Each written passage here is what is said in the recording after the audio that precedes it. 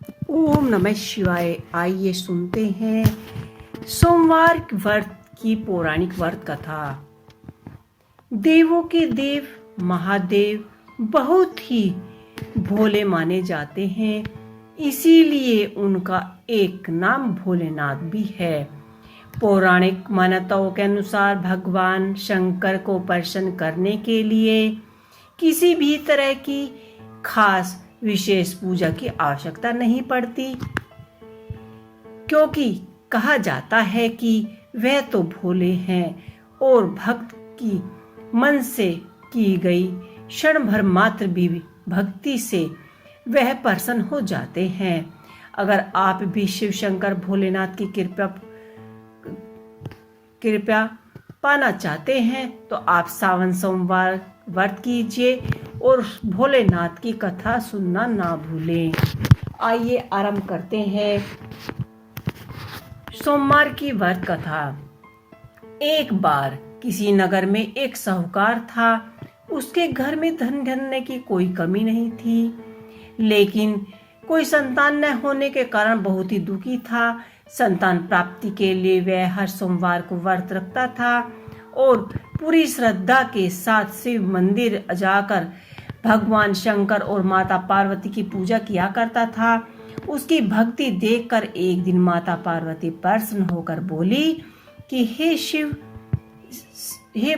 शंकर भगवान, यह साहूकार मनोकामनाओं पूर्ण करने का निवेदन किया और पार्वती जी ने आग्रह कर कहा कि भगवान शिव ने कहा कि हे पार्वती, इस संसार में हर प्राणी को उसके कर्मों के अनुसार ही फल मिलता है और उसके भाग्य में जो हो उसे वही भोगना पड़ता है। लेकिन पार्वती जी ने साहूकार की भक्ति देखकर उसकी मनोकामनाएं पूर्ण करने की इच्छा व्यक्त की।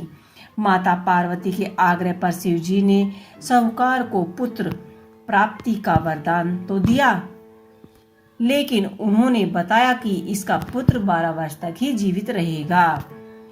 माता पार्वती और शिव भगवान के बीच बातचीत हो रही थी। उन्हें साहूकार सुन रहा था, इसीलिए उसे ना तो इस बात की कोई खुशी थी और ना ही कोई दुख था। वह पहले की भांति भगवान शिव जी की पूजा करता रहा। कुछ समय व्यतीत होने पर साहूकार की पत्नी को एक पुत्र जन्म दिया। जब वह बालक 11 वर्ष का हो गया तो उसने पढ़ने के लिए काशी की भेज दिया गया। साहूकार ने पुत्र के मामा को बुलवाकर उसे बहुत सारा धन देते हुए कहा कि तुम इस बालक को काशी विद्या प्राप्ति के लिए ले जाओ और रास्ते में यज्ञ करते हवन करते ब्राह्मणों को भोजन दक्षिणा देते हुए जाना। दोनों मामा भांजे इसी तरह यज्ञ करते हुए जा रहे थे और ब्राह्मणों को दक्षिणा दान देते काशी नगरी निकल पड़े। इस दौरान रात में एक नगर पड़ा, जहां नगर के एक राजा की कन्या का विवाह था। लेकिन जिस कन्या का विवाह जिस राजकुमार से किया जा रहा था वह एक काक का काना था। राजकुमार के पिता ने अपने पुत्र की काना होने की बात छुपाने के लिए सोचा कि क्यों ना उसने साहूकार के पुत्र को दूल्हा बनाकर राजकुमारी के साथ विवाह करा दिया जाए।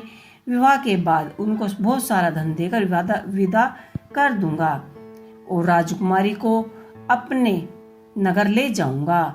लड़के को दूल्हे के वस्त्र पहनाकर राजकुमार से विवाह कर दिया गया। साहूकार का पुत्र ईमानदार था, उसे इस बात सही नहीं लगी, इसलिए उसने अवसर पाकर राजकुमारी के दुपट्टे पर लिख दिया कि तुम्हारा विवाह मेरे साथ हुआ है, लेकिन जिस राजकुमार के साथ तुम्हें भेजा जा रहा है वह एक काका काना है। मैं तो काशी जी पढ़ने के लिए जा रहा हूँ। जब राजकुमारी ने चुन्नी पर लिखा हुआ बातें पढ़ी तो उसने माता पिता को ये बातें बतलाई और राजकुमार के साथ जाने से इनकार कर दिया और बारात वापस चली गई। दूसरी ओर साहूकार का लड़का और उसका मामा काशी जी पहुंच गए और वहां जाकर उन्होंने बहुत बड़ा हवन रखा। जिस दिन लड़का 12 वर्ष का हुआ उस दिन भी यज्ञ का आयोजन किया गया। लड़के ने अपने मामा से कहा कि मेरी तबीयत कुछ ठीक नहीं लग रही है। मामा ने कहा तुम अंदर जाकर आराम कर लो। शिव जी के वरदान अनुसार कुछ ही देर में उनके बालक के प्राण निकल गए। मृतक भांजे को देखकर उसके मामा संयोगवश उसी समय शिवजी और माता पार्वती उधर से जा रहे थे। पार्वती माता ने भोलेनाथ से कहा कि स्वामी, मुझे इसके रोने के स्वर सहन नहीं हो रहे हैं, आप इस व्यक्ति के कष्ट को अवश्य ही दूर कीजिए। जब पार्वती और शिवजी मृतक बालक के समीप पहुंचे तो वहां बोले कि उस साहूकार का पुत्र था जिसे मैंने 12 वर्ष की आयु का वरदान दिया था। इस बालक की आयु पूरी हो चुकी है, लेकिन मृतक भाव से विभोर माता पार्वती ने कहा कि महादेव, आप इस बालक की आयु और दें, कृपया करें, अन्यथा इसके वियोग में इसके माता पिता तड़प तड़प कर मर जाएंगे। पुनः आग्रह करने पर भगवान शिव की आग्रह से, माता पार्वती के आग्रह से उस लड़के को जीवन दान देते हुए वरदान दिया। शिव जी की कृपा से लड़का जीवित हो गया। तो ये थी सोमवार की पौराणिक व्रत कथा। आपको कैसी लगी मुझे कमेंट बॉक्स में लिख के अवश्य ही बताइएगा। हर हर महादेव।